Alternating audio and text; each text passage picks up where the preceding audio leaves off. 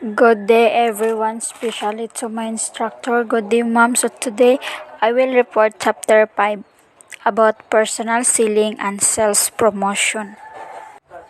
Personal selling involves selling through a person-to-person communication process. Salespeople match the benefits of their offerings to the specific needs of their customers' development long-term relationship. Ang personal selling dapat naa kay long-term relationship sa imong mga customers. For this reason, personal selling can become effective than advertising in more complex selling situation. Ang personal selling is dili lang pud kay face-to-face communication sa tuwa karon sa tungod sa pandemic daghan na kaayo ga online selling through social media. There are difference between the personal selling and sales promotion. Personal selling is a marketing tool in which the salesperson represent the goods to the customers and instigate them to purchase it. Ang personal selling ga-present na siya sa imong produkto, kanang sa imong mga goods product, sa imong dito sa imong customers.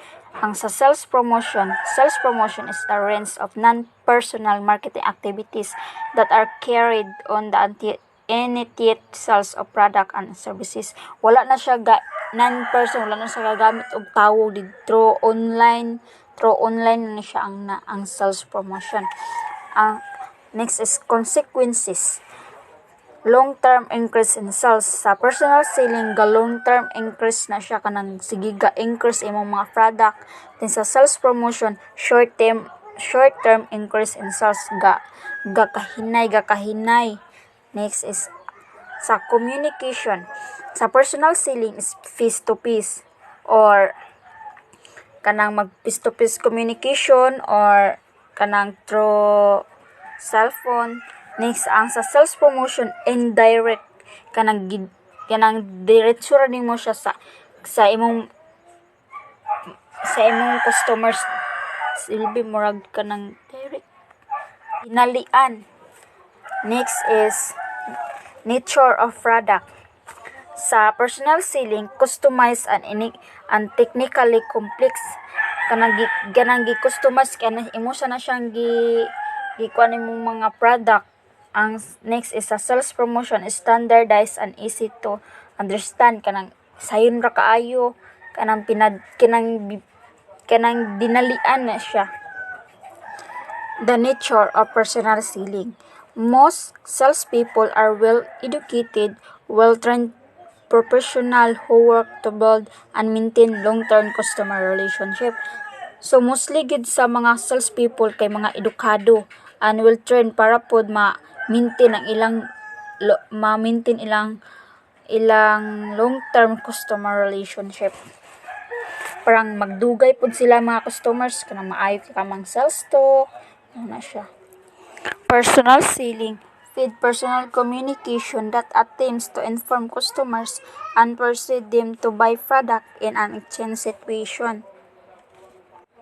It is a face-to-face selling or kanang mamaligya ka face-to-face ba, in which one person who is the salesman that tries to convince the customers in buying a product.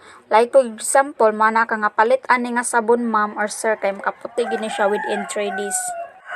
Next is gives marketers freedom to adjust a message to satisfy customers' information needs.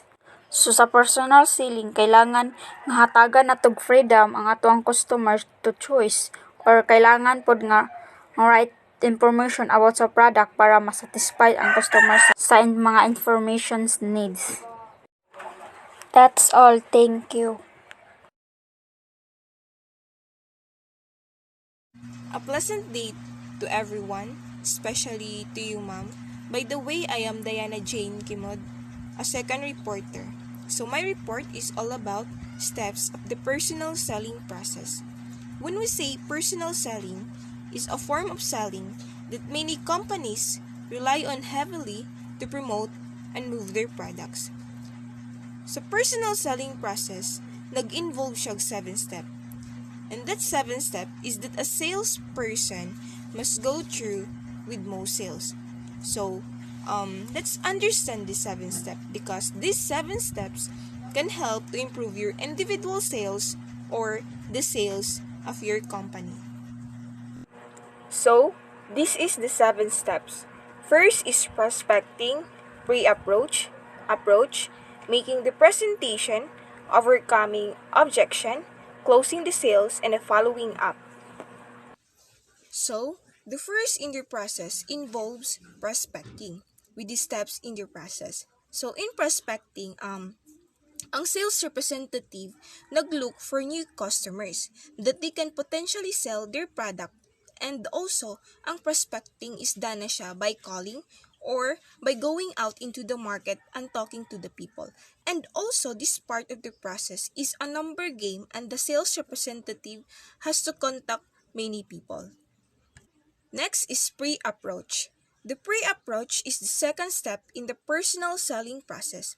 So at this time, the sales representative nagprepares for the first contact with the potential customer. So during this stage, the sales representative naglooks at any information that he may have about the customers. So he may practice his sales presentation and do anything necessary to prepare for it. So that's a pre-approach. So the approach is the next steps in the process, and it's also one of the most important. So during this steps, the sales representative takes a minute for to try to get to know the prospect. And also kaning approach usually involves some small talks to warm up the prospect and help them open up. So that's an approach. Next is presentation. So during this stage of the process, ang sales representative makes a presentation. So this can involve demonstrating the product or service and showing the customer why they need it. So ang sales should focus on the features and benefits of the product of service during this part of the process. So that's making the presentation. So, overcome objection. So, in some cases, the sales representative will have to overcome objection by the customers. So, many customers have uh, question and concerns at this point of the sale process. So, if the sales representative can answer the question and overcome any objection successfully, the barriers for a successful sale will be removed. So that's an overcome objection. Next is closing. So after the objection have been removed, the only thing left to do is close the sales. So this can involve the writing up on invoice and providing any final information to the customers. So at this stage of the process, you may need to negotiate the final sales price and any payment terms. So that's a closing. And lastly is follow up. So the follow up is the last stage in the personal selling process. So after the product or service have been delivered, the sales representative nag-follow up with the customer to find out if they are pleased or if there were any issue with the product. So the sales can work with the customer to get then resolved. So that's all my report about personal selling process. Thank you. Good day, everyone. I am Laika Sumalinog, a third reporter. My report today is about the types of Salesforce personnel. So when we say Salesforce personnel is to develop a Salesforce, a marketing manager decides what line of salesperson will sell the firm product most effectively. Most business organizations use several different kinds of sales personnel. Salespeople can be classified into different groups. One person can and often does, and the last is person multiple function. So now I will discuss about the types of Salesforce personnel. First is sales structure. Most companies have an inside and outside sales force. Ang inside sales people, support personnel, or take orders, follow up on deliveries o provide technical information. Ang outside sales force kaimportante pod kay kasagara ang calls outside are most consultative and built on developing long-term relationship. Second is current customer sale. Sales personnel who concentrate customer call on people organization that have purchased product from the firm before. So ang kaning sales people nangitag pamaagi para makabaligya og daghan from existing customer by following up on previous orders. Current customer can also be sources of lead for new prospects. Third is new business sales. Business organization depend to some degree on sales to new customers. New business sales personnel locate prospect and convert them into buyers. So ang kaning mga sales people mo ay nakatabang pag-generate sa new business labi na sa mga organization that's sa real estate nga balay, insurance, appliances, automobiles ug business to business supplies and services. The next one is support personnel. Sales staff members who facilitate selling but usually were not involved solely with making sales. They typically work sa fields sa industrial product marketing, prospecting, customer education, generating goodwill, and post-sales support. There are many kinds of sales support personnel. The three most common are missionary, trade, and technical salespeople. And I will discuss about the missionary salespeople. It is support salespeople usually employed by the manufacturer who assist the producer, customer in selling to their own.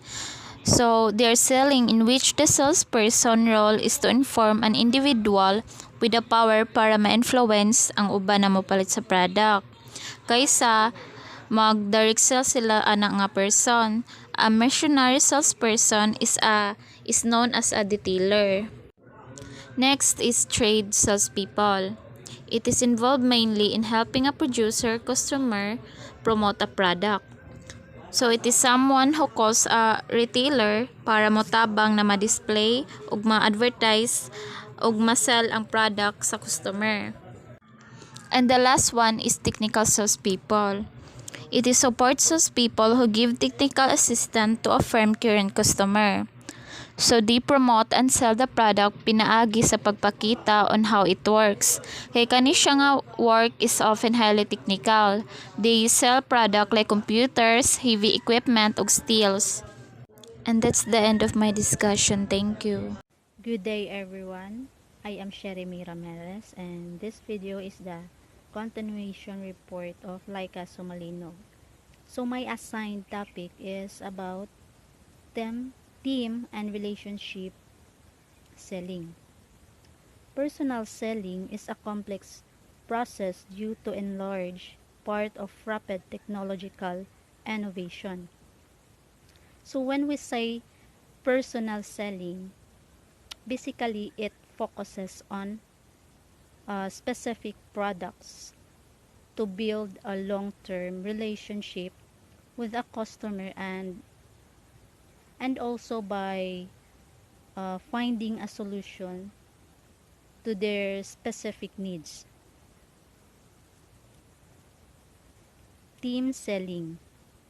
The use of a team of experts from all functional areas of a firm, led by a salesperson to conduct the personal selling process and also its so-called short-term process. So when we say team selling, it is a collaborative approach where you can develop a sales strategy involving two or more members working together. So team selling, they have a goal which is utilize each team members talent, and also team selling is about being effective communications. Example, a team sales executive coordinates the effort of a variety of people from inside his company to mirror the same function in the customer company. Next is the relationship selling. The build of mutually beneficial long-term associations with a customer through regular communication over prolonged period of time.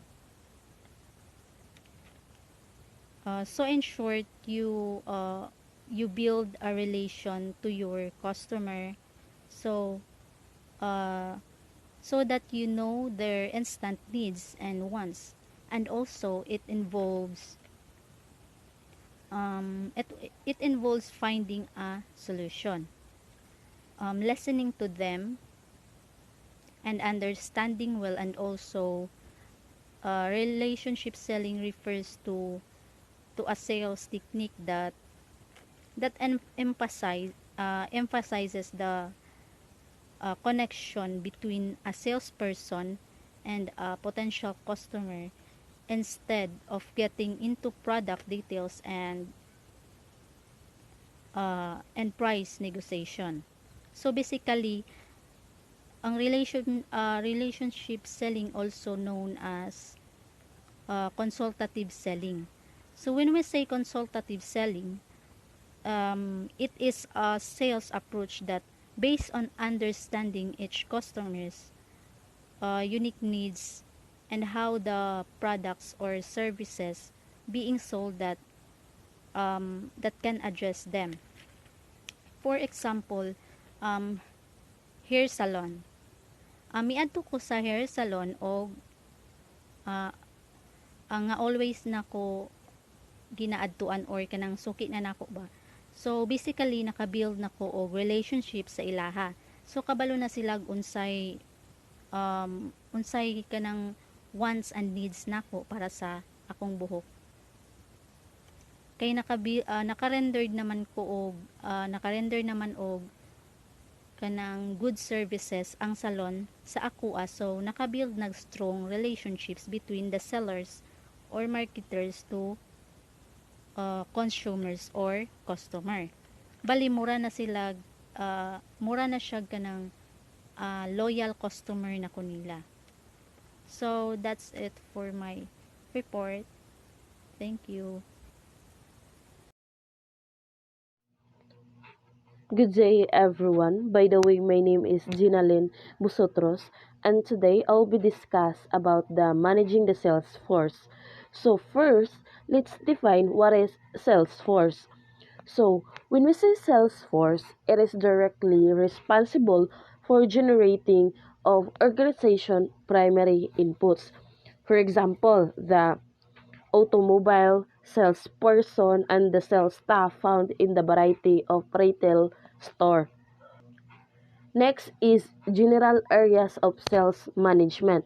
First, establishing sales force objectives.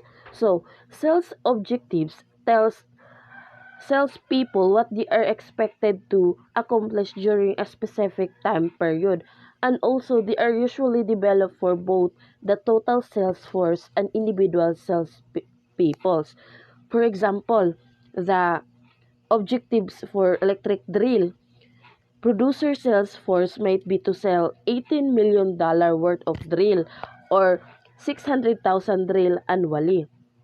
When sales objectives are based on profit, they are generally stated in terms of dollar amount or return of investment.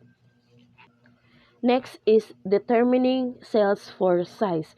So, sales force size, it is important because it influences the company ability to generate sales profit, and also must be adjusted periodically because a firm marketing plans change along with market and force in the environment. We have the two methods can help to determine optimal sales force size. So first, the one method involves determining how many sales calls per year are necessary for the organization to serve customer effective, and then dividing this total by the average number of calls a salesperson make annually. The second one is the second method is based on marginalized analysis, in which additional salespeople are added to the sales force until the cost of an additional salesperson equals the additional sales generated by the person. Next is recruiting and selecting salespeople. To create and maintain an effective sales force, managers must recruit the right type of salespeople. In recruiting, the sales managers develop a list of qualified application for the sales position.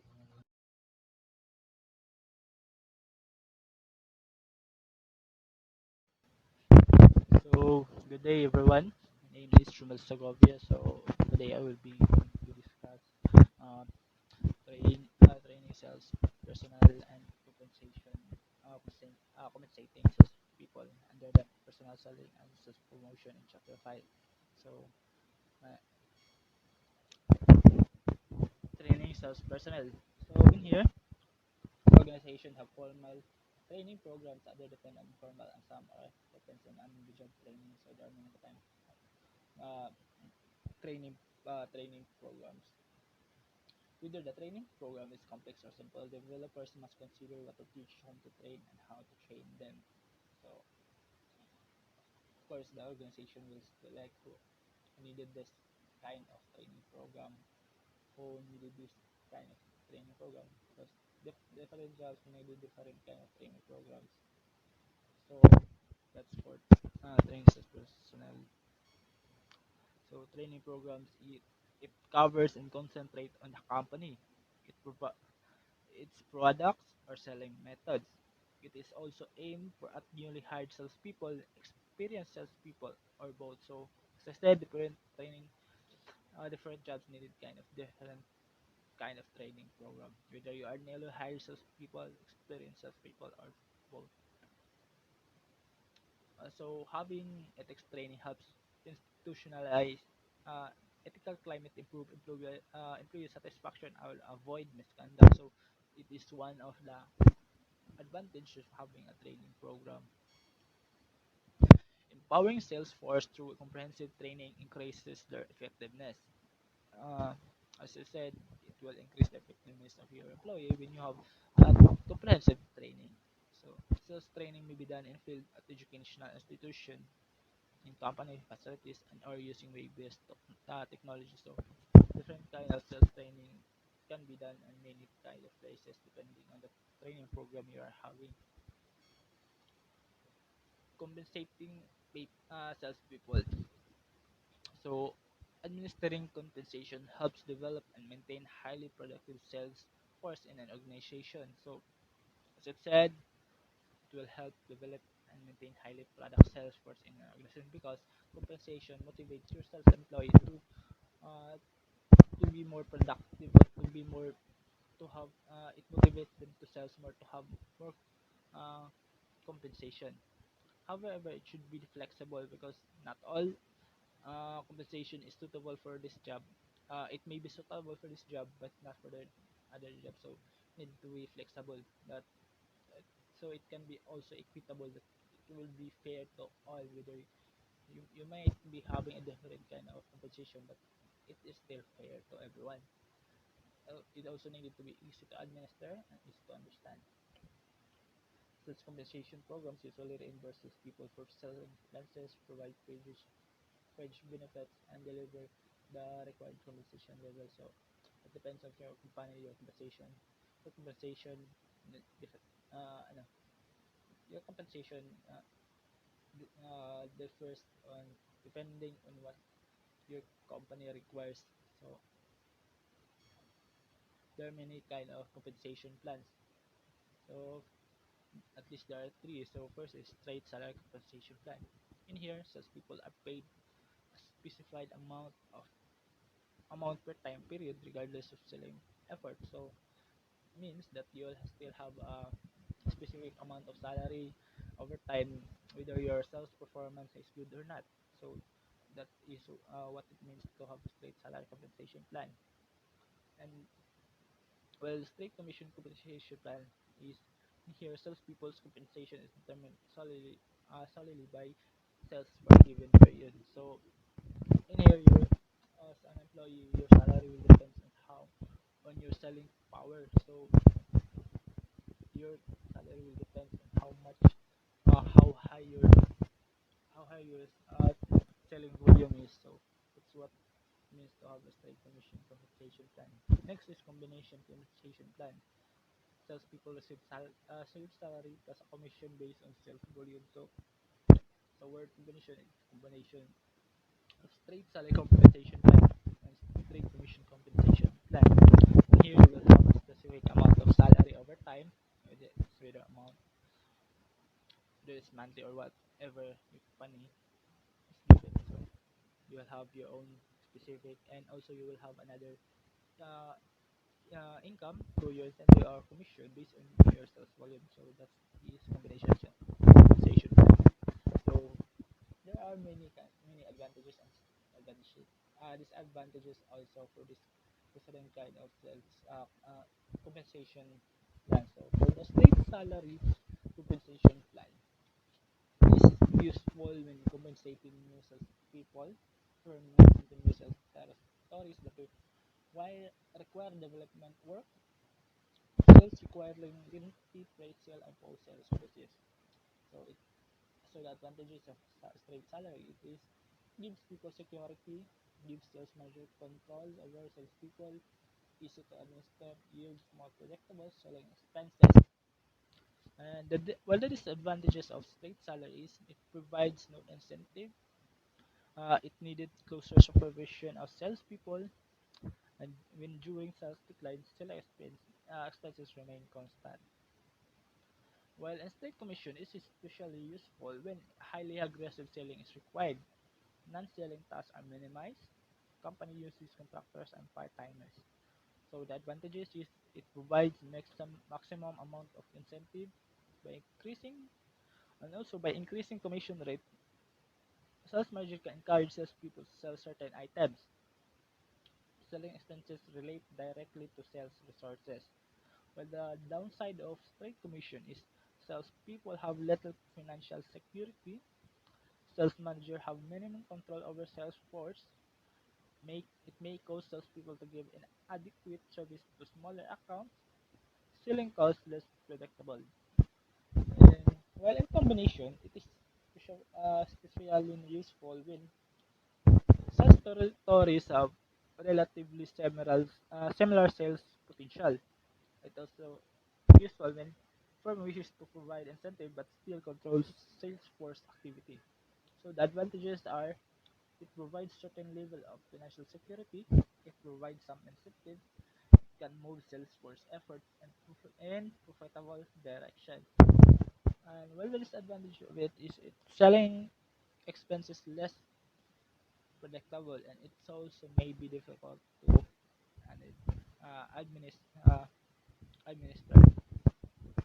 So that's all for my report, and thank you. Good day everyone. So I'm Mary Ann M. San Pablo. So my report is continuation of the report of Mr. Segovia. So we have motivating salespeople. So in motivating salespeople, financial compensation is an important incentive. And also, a sales manager should develop a systematic approach for motivating salespeople to be productive.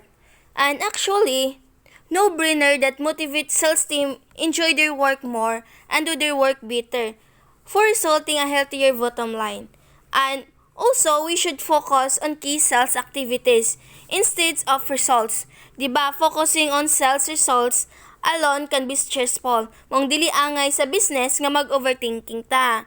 So, it's essential to motivate your sales team by encouraging them and focus on the means. So, also, sales personnel can also join organization to satisfy personal needs and achieve personal goals. So, many ways to motivate salespeople, just like sales contests and other incentive programs, can also be effective motivators because this can be motivate salespeople to increase sales or add new accounts, promote special items, achieve greater volume per sales calls, and cover territories more truly. So, with that, salesperson have the courage to work better. So next we have managing sales territories. So the effectiveness of sales force that must travel to customer is somewhat influenced by management decision. So regarding sales territories, so when deciding territories, sales manager must consider size, geographic, shape, routing, and scheduling. So in territory management is a customer group or geographic area over which either an individual salesperson or a sales team has responsibility. So, and it is very important to create sales territories that are balanced. And you must segment your customer and delegate. Kaya ang importante magud sa managing sales territories kay ang geographic size. Next is controlling and evaluating sales force performance. So, to control and evaluate sales force performance properly, sales management needs information because sometimes a sales manager cannot observe the field sales force daily. So, for example, nun nga restaurant, na itulog ka waitress, din na usa ka waitress nga hardworking kayo din one day, anang manager nga, ay ganang sa manager nga, mo-choose siya og usa ka waitress manager. So dili man jud na mawala nga na insecurities, di ba? So katong na insecure nga hardworking person, gisiraan niya kay manager. So si hardworking person na replace sa laing brands. But in a sudden, so ang manager na involved niya nga ang sales is nagkagamay tapos hugaw kayo ang resto. So ang gibuhat sa manager is nangayo siya og feedback sa customer ug uban nga mga reports kay actually, dili man gyud tanan nga makontrol mo with sa manager, di ba?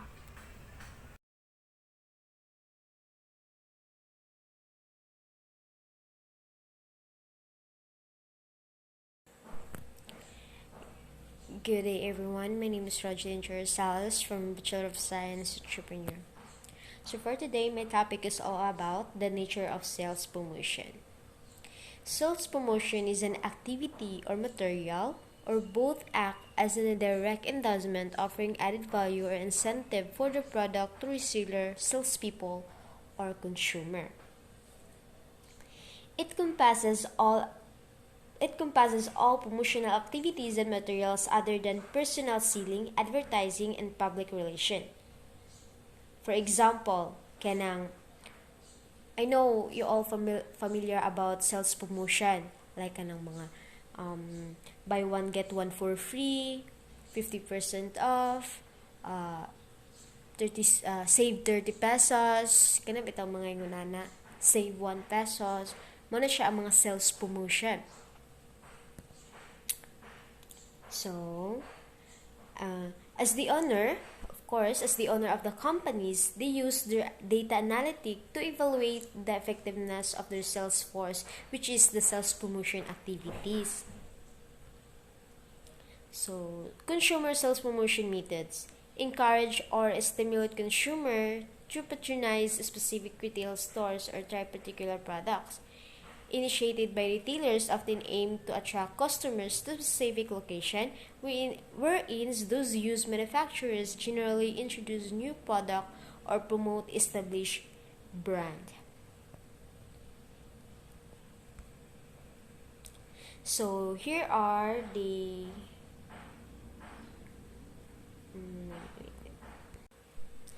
So in this section, I discuss the coupon sense of offers,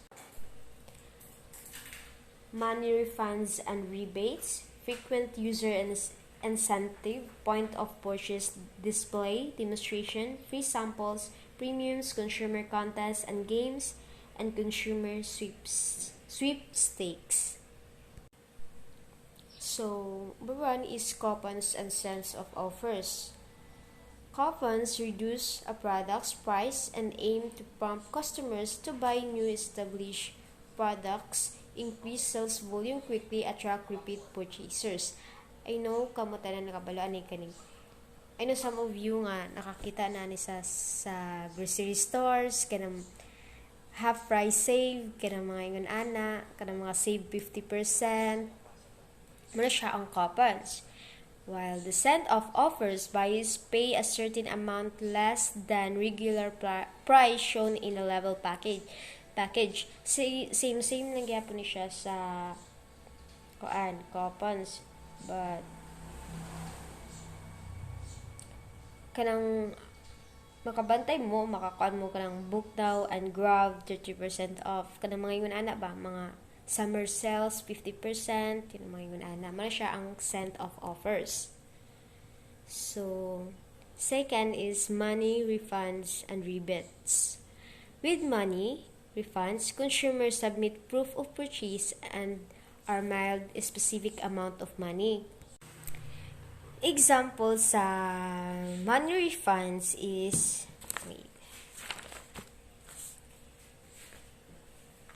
kanang, for example, you bought a camera. Later on, you notice that the camera is faulty. So, you can return it to the store where you bought it for a refund. Inana siya. Pero ang refund, sabi, kuan lang gyapon, cellphone lang gyapon mo exchange bitaw or money back with money back per product siya, mo na siya. Mao po na akong satan. With rebates, the consumers is receive with rebates, the consumer is receive a specific amount of money for making a single product purchase. For example, nagbuy ka og nagpabuhat ka og usa ka aquarium. So, of course, the consumer adun jud niya and mubayad gyud daan para ma-build iyahang goal nga aquarium. So, mao na siya. So, and the third is shopper loyalty and frequent user incentives. Various incentives exist for frequent product users and loyal customers, just as supermarkets often provide users with loyalty or shopper cards that allow them to track customers' purchases while providing periodic discount to shoppers for continued purchase. And I think this is the kanang suki card. Mo ni mga moahat lagi mga suki card. Mo ni example ani nani siya. So in the I think fourth, point of purchase materials and demonstration. Point of purchase materials or POP include outdoor signs, window display, counter pizzas, display racks, and self-cartoons. In POP, display includes sniff teaser, which give off a product's aroma in the store as a consumer walk within a radius of 4 feet. Computerized interactive displays. These items, often supplied by producers, attract attention, inform customers, and encourage retailers to carry a particular products. So, demonstration. Sales promotion methods and manufacturer uses temporarily to encourage trial use to purchase of a product or to show how product works. Of course, naagit, di ba, maka-notice mo nga maagian ra ba ninyo nga na ay mag-demonstrate, 'di ba? Na ay mag-demonstrate sa ilang product para mainggan nyo pud ang consumer kung unsaon pag-work sa ilang products. Ilang ipakita ba? Mag-demonstrate. Free samples and premiums. Marketers use free sample to stimulate trial of a product, increases sales volume in the early stage of a product life cycle, and obtain desirable distributions. A free sample, of course, for example, I know, familiar jud kay mo like kanang naay namaligya og mga for example sa Gaisano na namaligya og pahumot mo siya mga free sample, di ba? Nakabantay mo pa musulod mo og Isano na musugat ninyo, then na free taster ni ma'am, free sample ni ma'am, di ba? Mo na siya ang free sample. Ang freemiums are items offered free or at a minimal cost as a bonus of purchasing a product. So mga premiums mga For example, sa gaisano, na namaligya og pahumot. Mo siya mga free sample, di ba? Nakabantay mo pa musulod mo og gaisano na musugat ninyo, then na free taster ni ma'am, free sample ni ma'am, ano, di ba? Mo na siya ang free sample. Ang freemiums are items offered free or at a minimal cost as a bonus of purchasing a product. So kaning mga premiums kanang nampoy uban ani nga mo kalit ang gagmay nga marag free sample lang gihapon siya, but kuan siya items siya, dili siya kanang lagi spray lang free sample, kuan na siya ihatag gyud, silbi bonus na to siya sa consumer. So, I think this is the last, consumer contests, consumer games, and sweepstakes. In consumer contests, individuals compete for prizes based on their analytical or creative skills. In consumer games, sales promotion methods in which individuals compete for prizes based on primarily in chance. In consumer games, nakabantay mo, you notice nga kanang example aning consumer games is kanang taklob sa Coke, I mean dili na lang sa kuan na lang sige na yung mga sa surf ni sa katong hilig man laba sa surf, iba makabantay mo pag namay kanang kuan laksiun to ninyo na ay makabutang number din marang magpaload man ata ay nay mohatag load ana bitaw kung inyo to siyang i-copy sa inyong cellphone mo na siya mga this hasta nang kuan kanang bottle cups kanang mga sticker and cartoons yung mga ingon ana bitaw mo na siya ang consumer games. In consumer sweepstakes of sales promotion in which entrants submit their names for inclusion in a drawing for prizes. So muna siya. And I think that's will be all, and thank you. Good morning everyone, especially to our beloved instructor, Ma'am Hannah Alfon.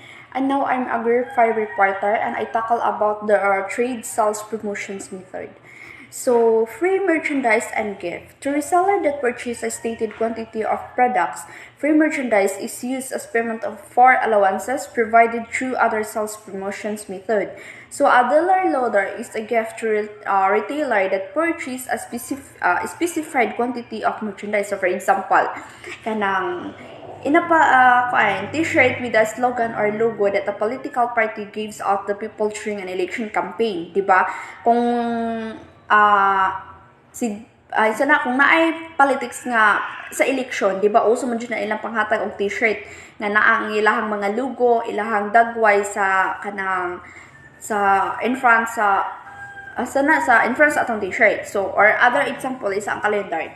So if you kanang buy sa palitan sa Magdalis, sa Maids or sa Dialme, kung mupalit ka diha, di ba mangay man jud ka og kalendar sa ENSA pag mag-in ang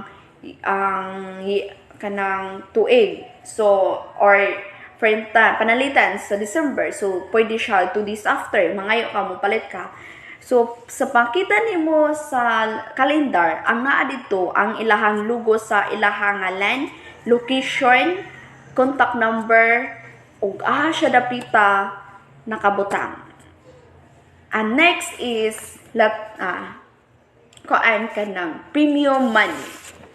Premium money is additional compensations offered by the manufacturers to salespeople as an incentive to push a line of goods. So, ang premium money is defined as a reward or the amount of money that a person pay for insurance, an amount paid or required often as an installment payment for insurance policy. So, ang premium money is, for example, kanang monthly car insurance payment. So if your car insurance premium is butantag kanang 10,000 per year, so you must pay your insurer 10,000 to have the insurance. And the last is sales contest. So sales contest is designed to motivate distributors, retailers, and is designed to and sales personnel by recognizing outstanding achievement. So, ang sales contest is, in general, sales contests are used by firms to stimulate extra effort for obtaining new customers, promoting the sales of specific items. So, for example, kanang daily price. So, the great things about daily competitions is they're pretty random. So, anyone can win the most dials in a day competitions if they really put the work in. So, you can hold them in days and weeks when things are starting to flags to get a bit more motivations going. So, just buy some random persons, leave them in a file, and whoever gets the most deals on a given day gets to open them. No one has any idea what's in any of the boxes.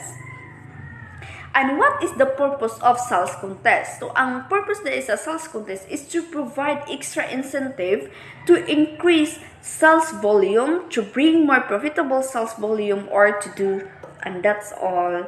Thank you.